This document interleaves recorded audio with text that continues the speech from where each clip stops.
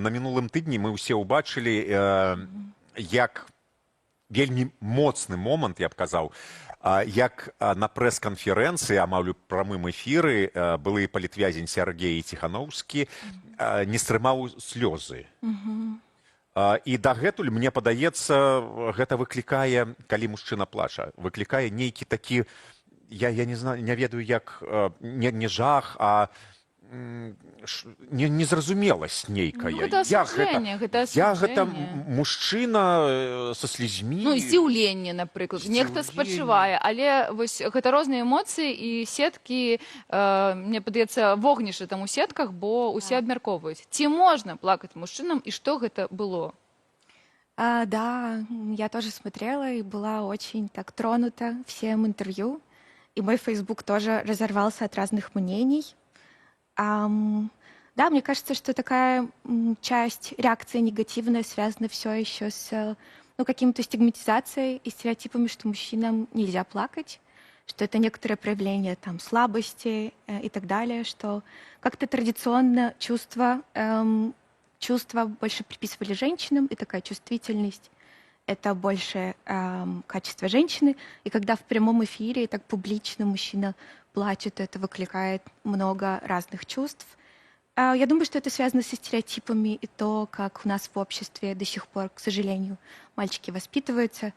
И это очень грустно, потому что мужчины тоже люди, и плакать — это классный способ также справляться со стрессом, которым сейчас все мы находимся. Сергей Тихановский тоже сильно. Больш за то я заўважыў, што самую негатыўную рэакцыю выклікала, вось гэты момант выклікаў менавіта ў мужчын. Большасць посцікаў, так, я асуджаю, не трэба было так рабіць. Не трэба, ты мужчына, пісалі мужчыны, не трэба плакаць. Чаму менавіта мужчына? Потому что часто мы осуждаем то, что сами себе разрешить не можем. То есть мужчины, которым внутри тяжело с темой своей уязвимости, со своей проявлением слез, они обычно чувствуют в таких ситуациях смущение и где-то тревогу и злость, и поэтому они обычно сильно осуждают. Вот. И даже так интересно, когда приходят в терапию люди, и иногда я не могу их принять, я предлагаю разных мужчин, коллег, и мужчины отказываются, говорят, что нет, я к мужчинам не пойду.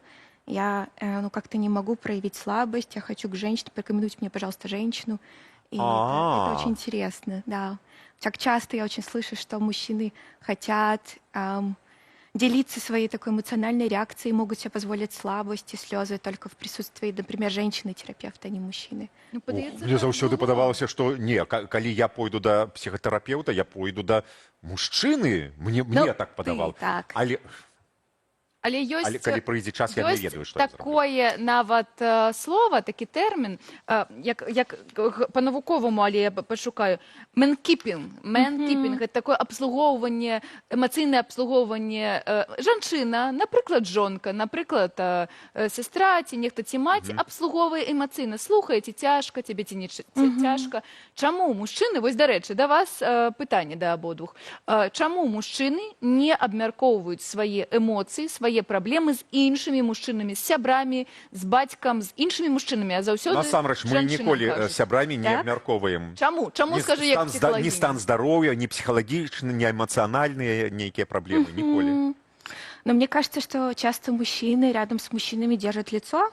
Часто такие дружбы скорее выполняют такую развлекательную функцию. Пойдем куда-то сходим, а вот так делиться своими чувствами или даже слабостями, какими-то проблемами, как-то не часто. Я думаю, это связано с тем, что там мужчины рядом в обществе мужчин пытаются держать лицо, как-то выглядит тоже презентабельно. І, опять же, со стигмой. Це ж гэта выхаванне, падаецца. Вось калі цябе ўсё жыццё кажуць, што мужчыны не плачуць, як у Ляпіса Трубецкога, будзе удача, да-да-да-да, мужчыны не плачуць. Кожная песня, кожная кніжка, ты павінны быць моцным.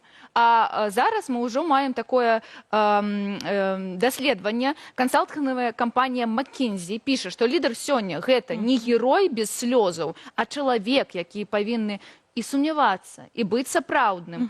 І чаму вось за гэты, напрыклад, 5 гадоў для беларусаў, скажем так, вось гэты лідар і герой перастаў быць жалезным чалавекам, і мы чакаем ад людзей больш слёзаў, эмацыйнасці. Ну, напрыклад, паглядзім Зеленскі ці Так, нехта Зеленскі, з сапраўды. НАТО, да, падаецца, вось тых, хто Сапраўды. можа сабе гэта дазволіць. Чаму так?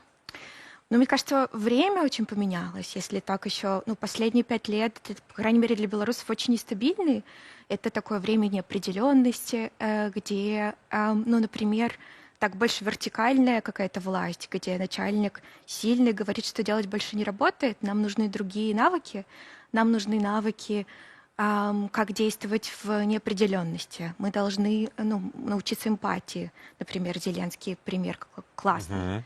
И, ну, такой начальник, кремень, ну, вот как-то у людей теперь не вызывает доверия, потому что больше исследований показывают, что больше доверия вызывают начальники, которые Больше человечные. больше человечные, могут проявить свою какую-то уязвимость, которые сомневаются.